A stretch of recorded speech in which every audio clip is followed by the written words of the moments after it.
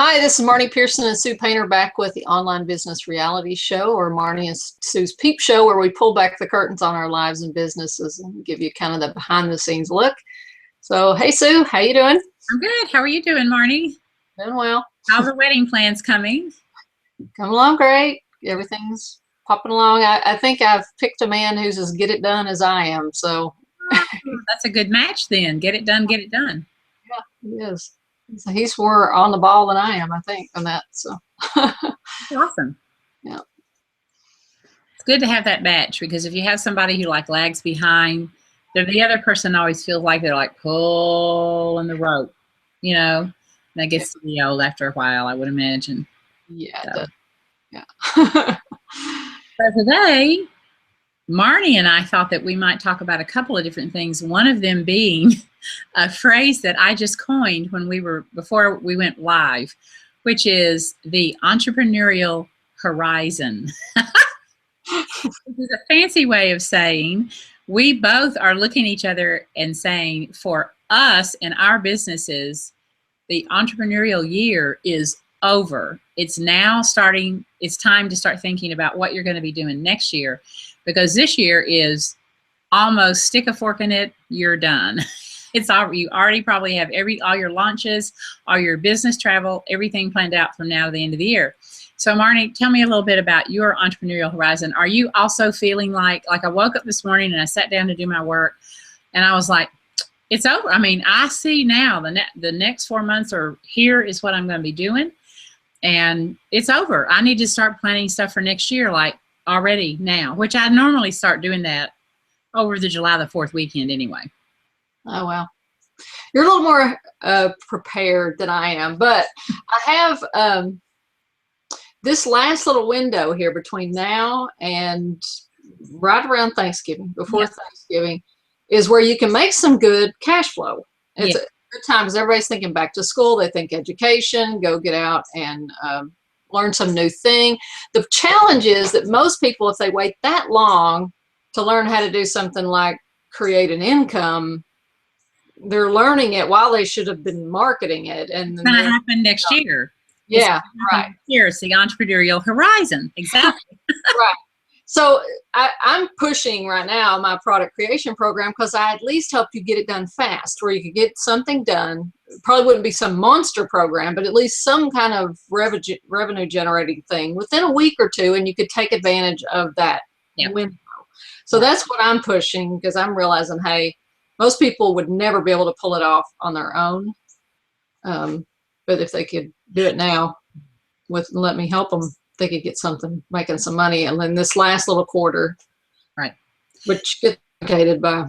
I mean, I actually resist and don't like that everybody is talking about summer is over. I must have seen that 1,000 times on Facebook today, because everybody's posting pictures of their kids' first day back at school, which for many school systems is today. And I'm like, hello, it's the 10th of August. It's hotter than hell here. It's going to be hotter than hell here for another 6 weeks. Summer is not over. But when kids go back to school, the society and the culture automatically starts turning to fall. And you're right, we have a little window before the holidays hit. And then once the holidays hit, it's over till the end of the year, right? Yeah. So really, for your entrepreneurial mindset, this is the time, this is the last shot you have this year to make offers and to pull money in the door, because things are probably going to shut down and get pretty slow. Now, you can be working on next year's stuff, but you're not going to probably successfully launch something from the Monday before, or actually the weekend before Thanksgiving, all the way till New Year's. You can do a couple of free little webinars in there, maybe in early December, and try to push something out toward the first of the year. But do you agree with me, Marnie? Pretty much the calendar year for us is over like the weekend before Thanksgiving. Yeah. Agree or no? Yeah, I agree. Unless you're selling some product that people buy for Christmas presents. But, right. Yeah, I agree. So it really is a nice little window of opportunity. And I'm glad to hear you're thinking about ways to and making offers to people to help them see what they could quickly monetize, at least a little bit, to get some income flow in this really kind of launchy part of the year, because spring and fall kind of seem to be the launchy times in the online world. Yeah. And I'm kind of doing the same thing. On Wednesday this week is my webinar about how to boost your blog visibility using visual content marketing. And if you haven't signed up for that yet and you're interested to sign up, you can go to confidentmarketer.com/blog visibility. And I'm going to be teaching that on Wednesday. And then I will also be offering, as at the end of that webinar, a 30-day challenge that will help you push blog visibility for the whole entire time between the 17th of August to the 17th of September. And I'll teach you structured how to do that. So that'll be coming up. So you're welcome to listen into the webinar. There's no charge for it. And you do get the worksheet that my team actually uses to push out blog visibility for every single blog post we do. Every single one across all the websites. We use this worksheet. And I'm giving you a copy of that actual worksheet as a part of the webinar. So if you want to come, you're welcome to be there. But yeah, this whole Horizon thing, I mean, Marnie was asking me, well, what am I up to? And I'm thinking, well, in September, I've got a trip down to Florida for a week. In October, I've got to go to Scottsdale for an Alley event.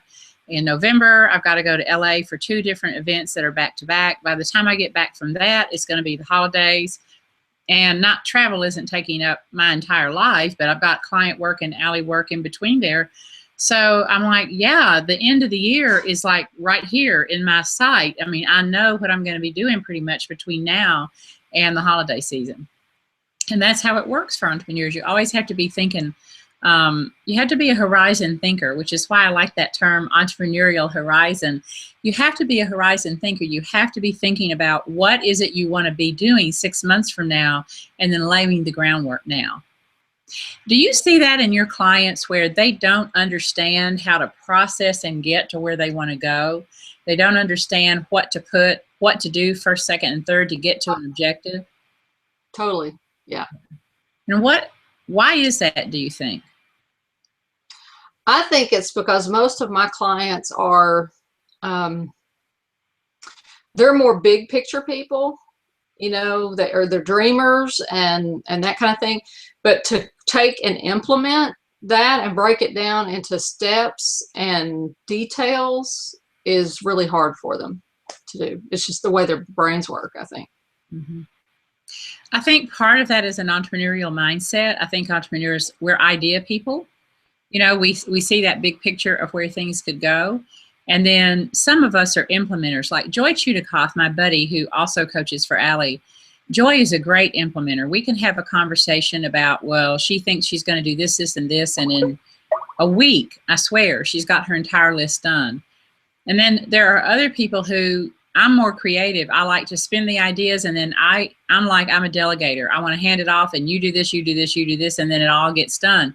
So we have different styles of working in that way, but you do have to find a way to implement what it is that you're dreaming up. Otherwise, you're a dreamer. You're not a business owner, and you're never monetizing anything. You just want to sit around and spin ideas, and talk is cheap, but it doesn't fatten your bank account. It doesn't pay your bills. So true. That's true. You've got to implement, either do it yourself or you've got to be willing to delegate. And I think a lot of people, they're not willing to spend the money to delegate, and so it just doesn't happen. That's an interesting energy, though, because it kind of gets into that control freak energy. So people say, I'm a control freak. I can't stand to delegate it. Well, then you're never going to be successful in business, because you can't possibly do it all yourself in the online world. Let me just tell you. That's number one. Number two, it takes money to make money. So you've got to be able to hire a little bit of help, especially if it's something that you're resisting and you keep procrastinating and put it off. If you're procrastinating and you've put it off, if you're going to do a webinar and you're going to charge $47 for that class, let's say, and you never get around to doing that webinar, but you refuse, or to setting up the sales page, you never get around to it, you just can't be bothered. You keep putting it off and procrastinating. And you could hire somebody to set that sales page up to you for, let's say, $200. Well, all you have to do is sell 4 seats to that webinar to have paid for that $200. My point is, delegate it if you're going to refuse to do it, because guess what? If you refuse to do it, it's always going to be the big goose egg. But if you get the sales page up, which you can recycle and use again and again and again, and you sell, let's say, even 10 seats at $47, that's $470 minus $200 to pay somebody to set up the sales page is $270 profit. That's not a whole heck of a lot of profit, but guess what? It's $270 better than this, which is what you've got when you keep procrastinating. Right. Plus, like you said, it's set up for the next time and the next time and the next time. You just Yeah. And you can model it and change the topic. And so you've got your framework. So if you really don't know how to do it, then that's the cool thing. So. I have a question for you. Okay. What do you do when somebody comes to you and they want to buy one of your programs, but they don't have the money for it, and they'll say, "Well, would you sell it to me for X?" And they kind of haggle with you. What do you do? Hang up the phone. Push delete on email. I would look at it a couple of different ways. First of all, you know, if they can't afford to buy the whole thing, it depends on honestly, it depends on the price point. What would be the price point, let's say? Like a high-end thing or a $47 thing, or what are we talking here? High-end thing. Like, well, not high, but moderate. Let's say a $600 program and they want to pay half. Oh, why would you discount your work and the transformation that you're giving that person to half? If you discount it, they're going to discount it as well. So if they want it, they'll find a way. Here's my deal about that. It's never about the money. Never about the money. It's about the fact that they do not yet see the transformation and the good that it's going to do them. So I would be having a conversation about what is this going to do for you and what's going to happen if you don't do it. And then that's your choice. Now, I might offer them a payment plan. Right. But I'm not going to just discount my work. I don't like this whole thing about discounting the work. You know, if they went over here to Nordstrom's and they were looking at a $600 leather jacket, which is easy to find at Nordstrom's, but they walk up to the salesperson and say, "I can't afford this. Would you sell it to me for $300?" No. Well, then why are they doing that to you? Yeah, that's a good one. Why are they doing it to you? They're devaluing the value of what you have, and they're asking you to buy into their devaluation. And actually, somebody, I can't remember now who said this. It's somebody else I know in the online world. I wish I could remember, because I want to give it credit. It might have been Lisa Bowles, but I don't think it was. But this was back about 4 or 5 years ago, and somebody was talking about this exact same question, that they had a coaching program and it was set up to be structured X, and somebody came to them and said, "I will pay you the money, but I want you to structure the program Y in a different way." And the person who answered that question said, you know, really what that person is doing is they are declining your offer of business, and they're making an alternative offer to you. So they're pushing the boundary of the business and the structure that you've set up, and they're asking you to accept their reality of your business. And why would you do that? I guess never say never, but for the most part, it would offend me greatly if somebody said to me, "Well, okay, I want to come for a VIP day. Can I pay you half of what you normally charge?" I don't think so. Whatever they offer into the world, how would they feel if somebody offered them half? I mean, it's not a flea market. My business is not a flea market, and neither is yours. You've worked too hard and too long to get there. Yeah. I mean, what do you think? I think you're right. I was just curious what you would say to that, because I know you're really good at boundaries on stuff. I admire that in you. Well, thanks. I'm learning, which is probably why someone would ask me that question. Yeah, I think people can sense it sometimes. Yeah. I mean, you know, I actually had a person who approached me about doing a business intensive day with me, a full day where they would fly in and we would sit down and spend a day. And she was all excited about it, really wanted it, it liked me as a coach, had experience of hearing me speak a couple of times and had a couple of my books and all that. And she was a real go-getter, and I was really enthusiastic about working with her because I like people who are going to implement all those ideas that we come up with during a day. And they leave with like their first 90 days in a binder, like this is what this is what you're going to implement to come to fruition what you've done here today. And we got pretty far down the road of even wanting, looking at dates and all that kind of stuff. And then she balked over the price of it. And she said, oh, I just could never afford to pay that. And I thought, okay, I really would have loved to work with her, but it's her decision. She has to see that that is going to be worth it to her and that she can monetize it.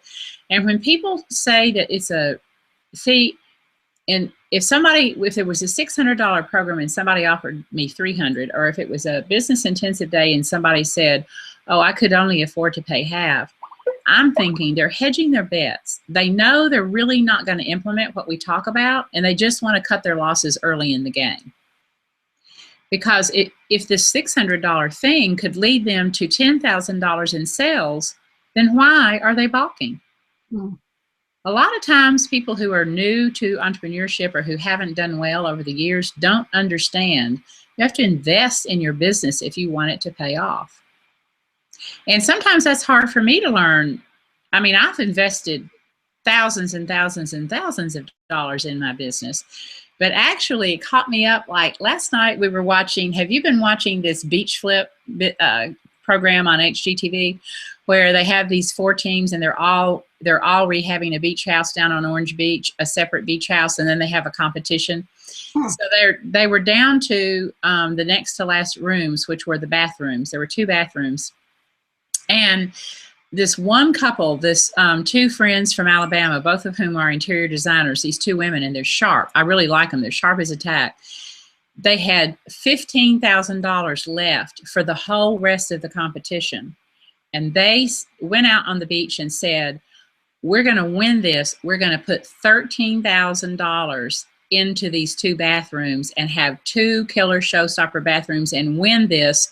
Because if we do, we win $6,500, and then that will help us for the last room of the house. Otherwise, if we fail, we're only going to have $2,000 or about $1,500 left to renovate the last room. So they like put it all on the line. And I was like, oh my gosh, well, if they lose, they're screwed. I mean, they're going to be out of the competition. But they understood it took money to make money. They understood that they had to have the wow factor and knock the judges off their feet. And so they put together these 2 bathrooms and they looked amazing. And everybody else's bathrooms looked pretty amazing too. But when it was all said and done, those 2 chicks won. And they got their $6,500. So now they're good to go for the last room of the competition. And I thought, I always say you have to invest in yourself, and I have done that. I've stepped up and invested heavily in myself.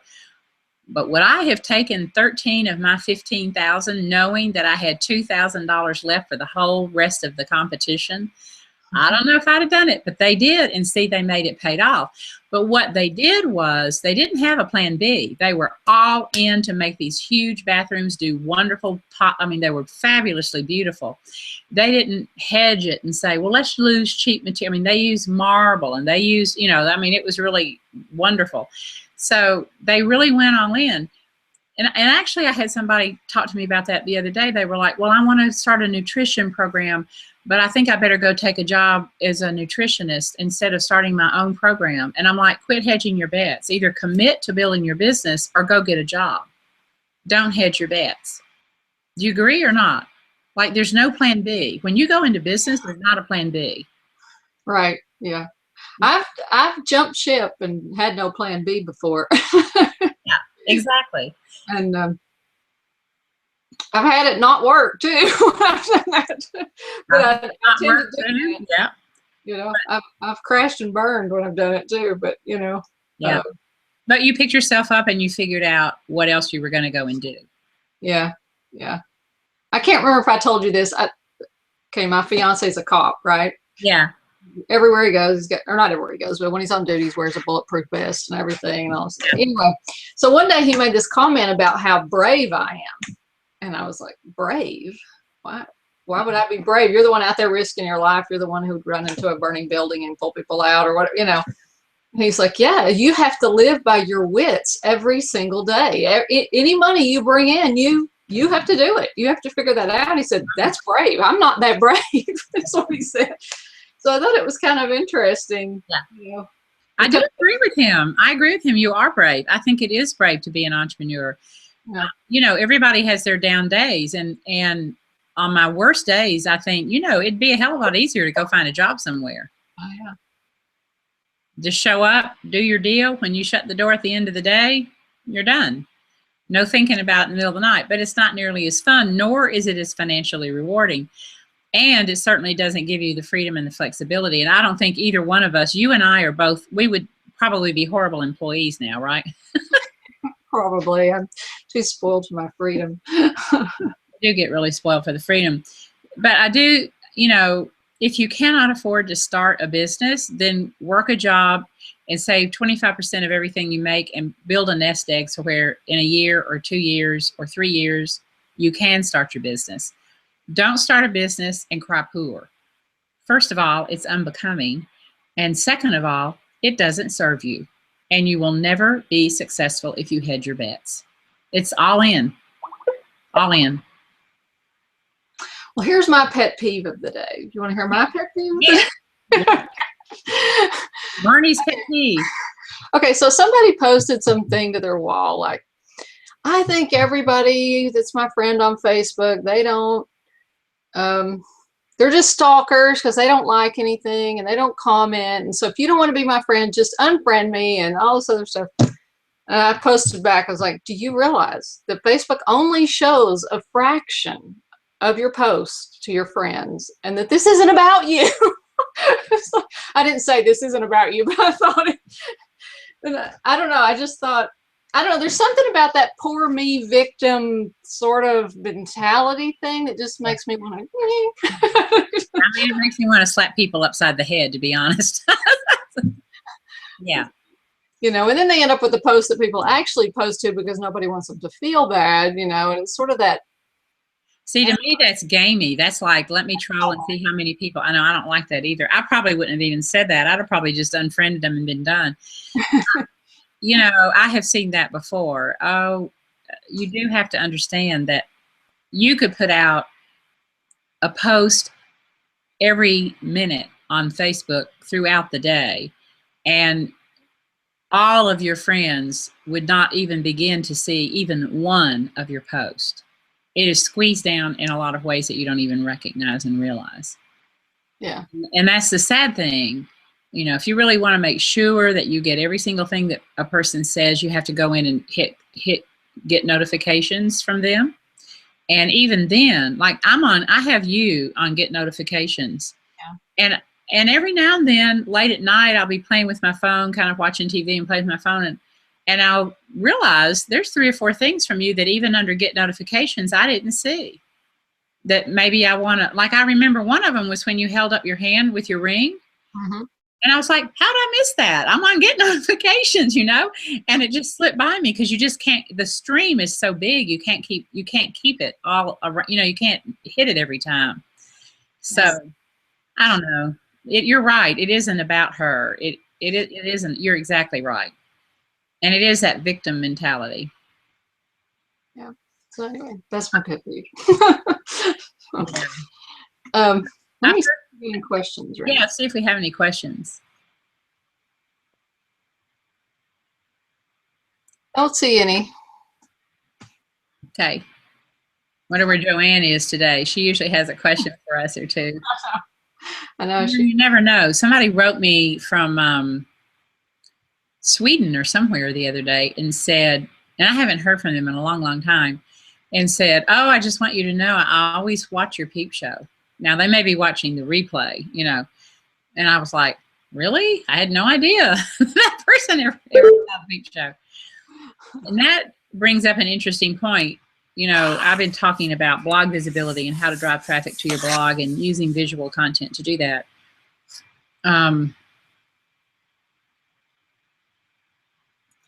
You cannot take it as a measure of your reach, how many comments or even how many shares or likes that you get, or how many retweets that you get, or how many repins that you get. Yeah. You really have to look at the traffic. Like if it's a blog post, you have to look at the traffic to your blog, because most people will not take the time to like or share or comment or leave a blog comment or repin a pin. I mean, I'm bad about that. I look at pins I like all the time, and I almost never repin them. I just don't have time. I'm flipping through there real quick.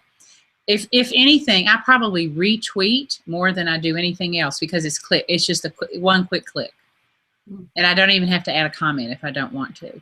So, yeah. I've noticed, like with mine, the blog comments just don't happen anymore. You have to look at your traffic and measure your success from your traffic and not from your comments. Yeah. I believe I could comment on the bottom of my blog, leave a comment here and I'll send you $100 bill. And I swear to God, nobody would comment. People just don't anymore.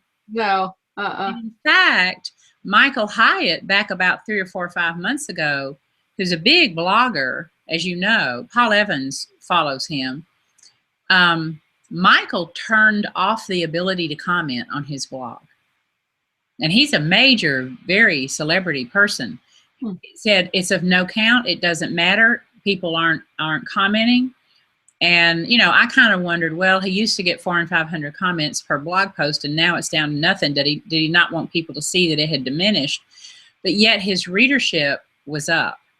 And he allowed people to still, on Facebook, if he posted the blog post, they could still like it or share it, but they couldn't comment it. And, you know, I've thought about doing the same thing. What's the purpose in making it where you can't comment, though? Is it just because you don't want spammy stuff in there or something? Yes, like it's not, I guess he just said it was, maybe he didn't want to feel like he had to go in and reply to all the comments, and you know how all that goes. Oh, okay. Yeah. Somebody told me today about Instagram. You know, you really should be replying to everybody who likes your photo or who comments on your photo. And I'm like, holy cow, people.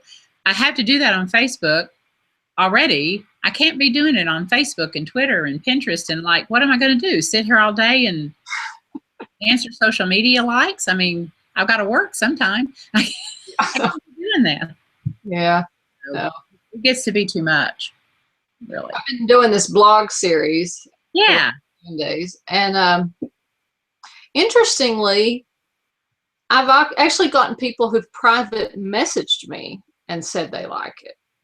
So that's been something different than, you know, like, oh, I'm watching your series, or they emailed me. They didn't comment. I don't even think they liked. Right. They sent me a message. They don't want people to know that that's what they're struggling with. Ah, maybe that's it. Yeah.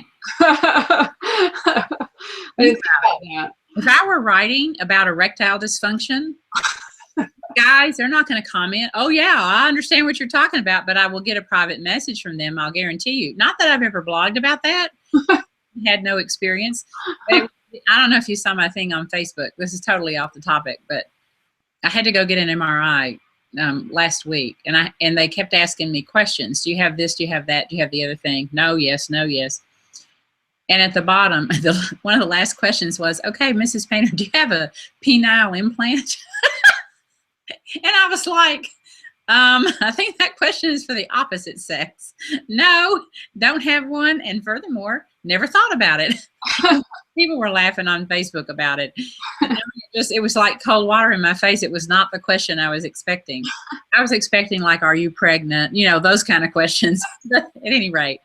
But then I started thinking, you know, if I were talking about that, people would private message me about it. Right. And I was sitting out in this big waiting room, and they're asking me all these questions, and 14 other people could know, you know, did I have high blood pressure? Did I have a penile implant? Did I have pierced ears? All this stuff that they ask you when you're about ready to have a MRI. So they actually asked you in person, like where they knew who you were. It wasn't like a form or something. I don't know. She was standing right there in front of me. She had to go through this form. I mean, she was like right here, checking them off on the clipboard as we were talking. I guess today's world, you might have a penile implant. But for the record, I don't. Never. Just for the record. But getting vulnerable, she does not have a penile implant. Right. That's the headline news. So, but it's like that we were talking about this romance thing that you've been writing about, which is great. People are into that, but they will message you privately if it really touches a deep chord in them. So the people who are responding to you, you know, it's really better than a comment. If they take the time to do a private message or a private email, it's better than just a comment on your blog post or on Facebook. Yeah, somebody that had said they'd been reading my stuff for years, and this was my best, most vulnerable stuff I'd done. Keep Well, going. it's because you're normally talking about business topics and not about relationships. Yeah. What did I tell you the other day when we were talking? What did I say? Sex sells. It does. That's right. It does. And the sex. Sex and relationships and money. That all of that always sells. Yeah, it's true enough.